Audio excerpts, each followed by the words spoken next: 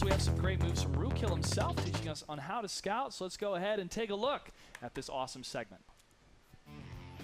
The scout's primary role is to spot enemy tanks for as long as possible. The more spotting a scout can do, the better. This means staying alive is just as important as spotting. Now that we've established what you do, the question is, how do you do it? There are two approaches, actively spotting and passively spotting the enemy. I consider mixing the two to be most effective. Here's an example of my opening run on Malinovka, and I'm going to make my opening move in the field. It's going to be a very little brief kind of scout run here, and I'm going to go just far enough to the point where I spot them, but they do not spot me. At the beginning of a map, a scout should try to spot a few enemies and get a feel for where the majority of the enemy team is going. You need to communicate to your team early in the battle where you intend to go and where you'll see your enemies. You need to learn where enemies will be. It's important to communicate with your team with pinging and in chat what you expect to happen. As an alternative, passive scout may wish to drive as quickly to a bush and lay in wait for enemy tanks to pass through.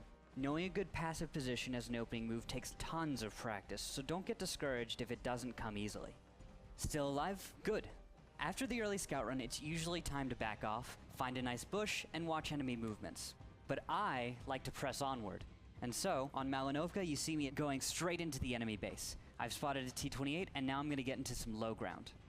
As I get into low ground, I realize I probably can't continue pressing onward from here, so I'm just going to let my allies blow up this T-28, and then I'm going to continue doing more. I continue spotting him back and forth for a moment, and then Object 268 gets the kill. From this point, I know there are other tank destroyers in my enemy's base, so I'm going to try and spot them.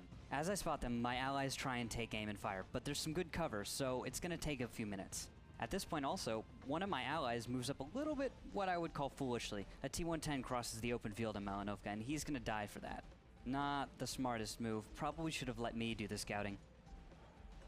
I take cover behind the dead carcass of that T-28 that we saw earlier, and what I'm going to do here is I'm actually going to spot through his tank. Tanks don't actually stop spotting in World of Tanks, so you can spot someone through cover like this, as opposed to on rocks, which you can't spot through. And then the Jagdtiger is my next target. I'm actually going to move forward out of this cover, spot him a little bit, and disappear into the low ground again. From here, I'm going to wait to not be spotted, and I'm going to move up into a bush, where I'm going to passively spot him for a minute. From here, I also notice that my allies are moving up. There is an E-100 moving up, and he'll be able to get some nice shots in this Jagdtiger, which should put plenty of pressure on him to lose his cover. At the same time, another tank destroyer has decided to cross the open field, and there we go, the E-100 actually gets his shot. Now frustrated, a 183 moves up into the same cover two of his allies have already died in. This isn't very smart because I'm sitting here in a bush, passively spotting him. And there he goes. Down goes the 183, and I'm going to move forward. As I approach T-34, I know he's exposed and alone, or at least I think so. In a moment, I receive a surprising hit on my gun from a Foch off at about 400 meters. At this point, I'm going to finish off the T-34 as quickly as I can and disappear into cover. My goal is artillery. This is the end game right here, guys. This is where the game is getting cleaned up. I know I've got victory, and I know there's an opening that I can get into the backfield.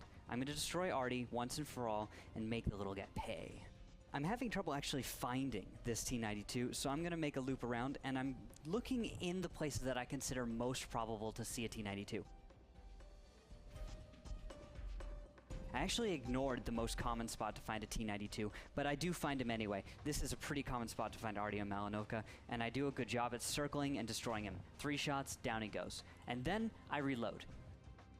Now, I could cap, but nah. I'm going to go for the Foch.